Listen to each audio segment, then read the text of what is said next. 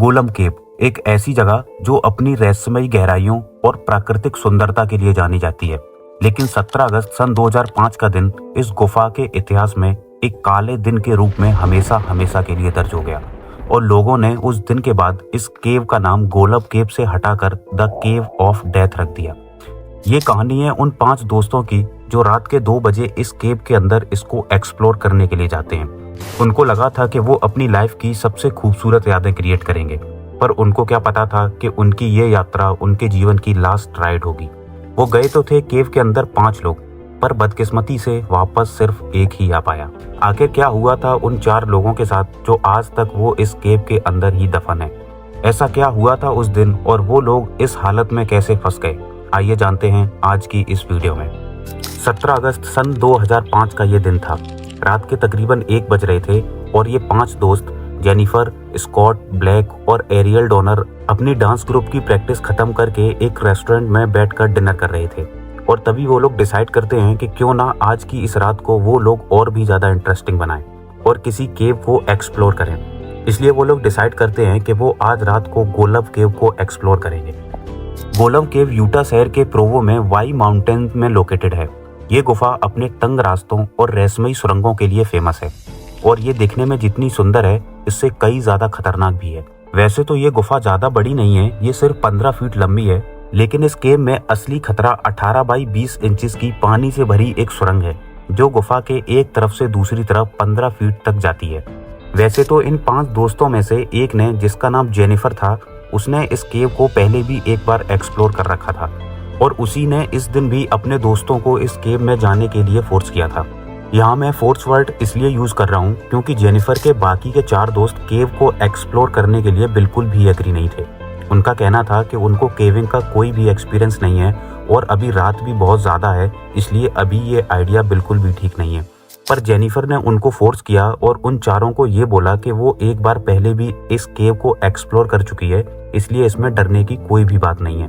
बस उन लोगों को थोड़ी देर तक अपनी सांस को रोके रखना होगा और जेनिफर के पीछे पीछे आकर वो लोग आसानी से इस केव को एक्सप्लोर कर सकते हैं। जेनिफर के बार बार फोर्स करने पर वो सब केव को एक्सप्लोर करने के लिए एग्री हो जाते हैं। अब वो 5 लोग रात के 2 बजे केव को एक्सप्लोर करने के लिए रेस्टोरेंट से बाहर निकल जाते हैं।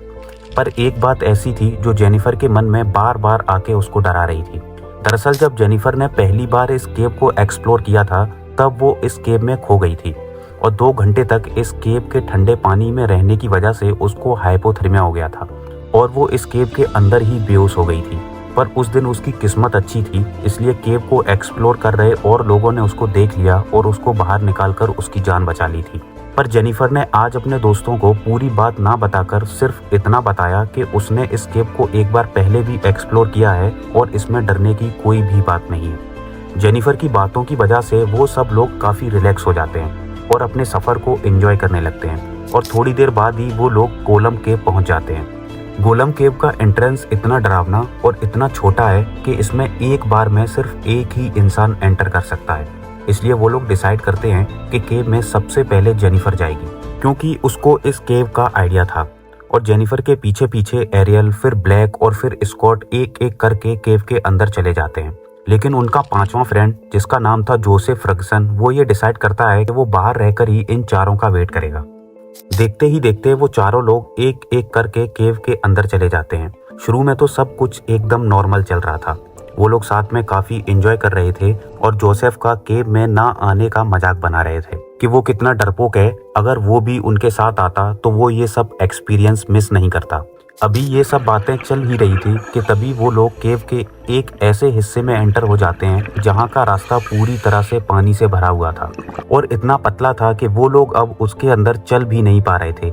इसलिए जेनिफर उनको बोलती है कि वो सब अपने नीज और एल्बो की मदद से आगे बढ़ेंगे।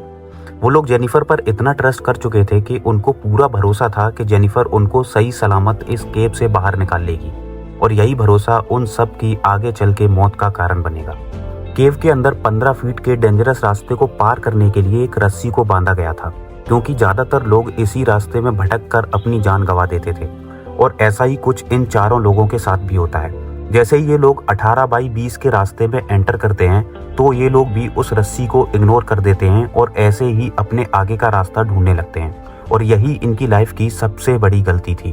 थोड़ी देर बाद बिना रस्सी के ये लोग केव में रास्ता भटक जाते हैं और ऐसी जगह फंस जाते हैं जहां ऑक्सीजन लेवल काफी कम था।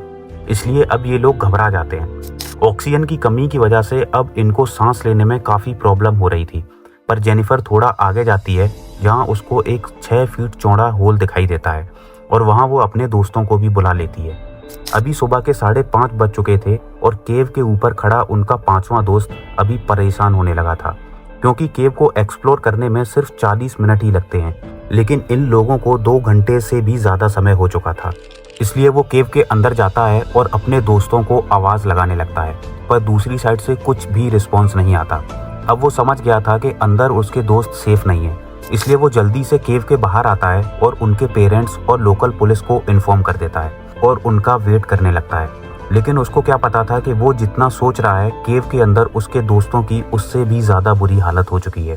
केव के अंदर वो लोग डिसाइड करते हैं कि यहाँ रुकने से कुछ नहीं होगा, उन लोगों को आगे का रास्ता ढूंढना ही पड़ेगा। इसलिए सबसे पहले जेनिफर वहां से आगे जाती है, पर अफसोस पानी से भरी इस जगह में वो खो जाती है और ऑक्सीजन की कमी की वजह से अपना दम तोड़ देती है। जब जेनिफर की तरफ से किसी तरह का कोई भी सिग्नल नहीं आता तो उसके दोस्त समझते हैं कि उसको बाहर जाने का रास्ता मिल गया है और वो केव के बाहर निकल गई है। इसलिए वो लोग भी एक एक करके उसी रास्ते की तरफ बढ़ने लगते हैं और देखते ही देखते ऑक्सीजन की कमी की वजह से पानी से भरी उस अंधेरी जगह में अपना दम तोड़ देते हैं। केव के बाहर रेस्क्यू टीम अब पहुंच चुकी थी और वो लोग केव की हालत को देखकर समझ जाते हैं कि केव में पानी बहुत ज्यादा है और रास्ते बहुत पतले। इसलिए रेस्क्यू टीम सबसे पहले पानी को बाहर निकालने के लिए पंप्स लगाती है और ऑक्सीजन की कमी ना हो इसलिए केव में ऑक्सीजन सिलेंडर की मदद से ऑक्सीजन छोड़ देती है।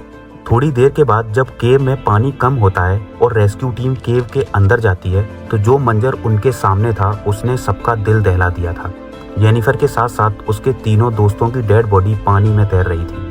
रेस्क्यू टीम जल्दी से उनकी बॉडीज को बाहर निकालती है और पोस्टमार्टम के लिए भेज देती है और जब उसकी रिपोर्ट सामने आती है तो पता लगता है कि उन सब की डेथ ऑक्सीजन की कमी की वजह से हुई थी।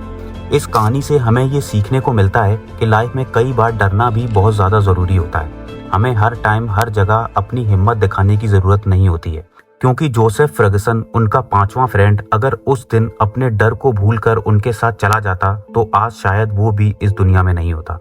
सो यही थी आज की हमारी ये वीडियो। अगर आपको ये वीडियो अच्छी लगी हो तो वीडियो को लाइक और अपने दोस्तों के साथ शेयर जरूर करें।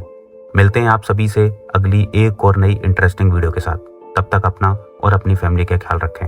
Good bye.